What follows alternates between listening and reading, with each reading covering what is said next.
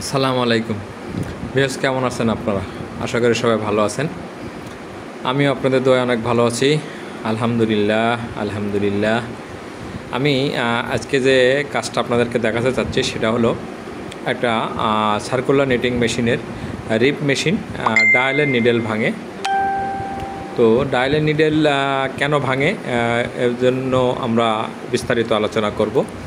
আমরা ডায়ালের নিডেল ভাঙার জন্য মূলত তিনটা জায়গায় কাজ করব। এই তিনটা জায়গায় কাজ করলে ইনশাল্লাহ নিডেল ভাঙাটা কমে যাবে। প্রথমত আমাদেরকে দেখতে হবে যে আমার কাউন্ট কত, কাউন্ট অনুযায়ী ডায়ালের গ্যাপটা কত আছে সেটা দেখে নিতে হবে।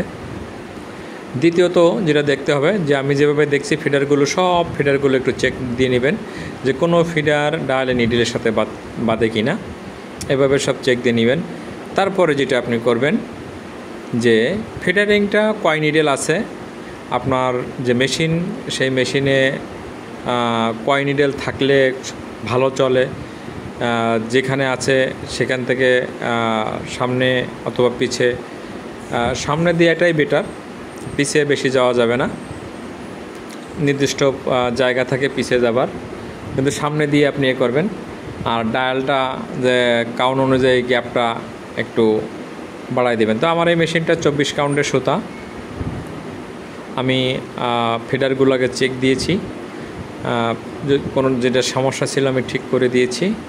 এরপরে আমি যেটা করছি সেটা হলো ডায়ালটা একটু ওঠাই দেব।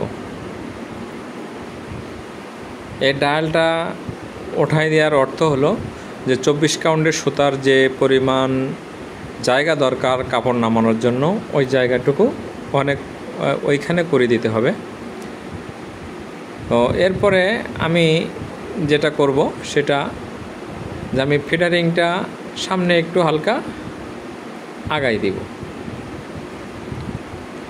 এতে আমার মেশিন ঠিক হয়ে যাবে। তো আপনাদের যদি এরকম কোনো কারোর সমস্যা হয়ে থাকে তো অবশ্যই আপনারা এভাবে করবেন, ডায়ালের নিডেল ভাঙবে না। দেখেন আমি হালকা একটু সামনে উঠাই দিছি। আমার কাছে মনে হয়েছিল যে ফিডারিংটা একটু পিছে, এর জন্য আমি সামনে আগে দিলাম এবং আরপিএমও বাড়াই দিলাম। এখন আর নিডেল ভাঙবে না আশা করি।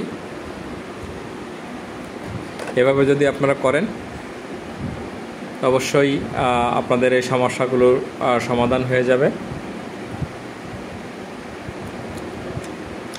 আমার এই পেজটা যদি আপনাদেরকে ভালো লাগে, এই ভিডিও যদি আপনাদেরকে ভালো লাগে তো অবশ্যই আপনারা লাইক, শেয়ার, কমেন্ট করবেন, ফলো দিয়ে রাখবেন।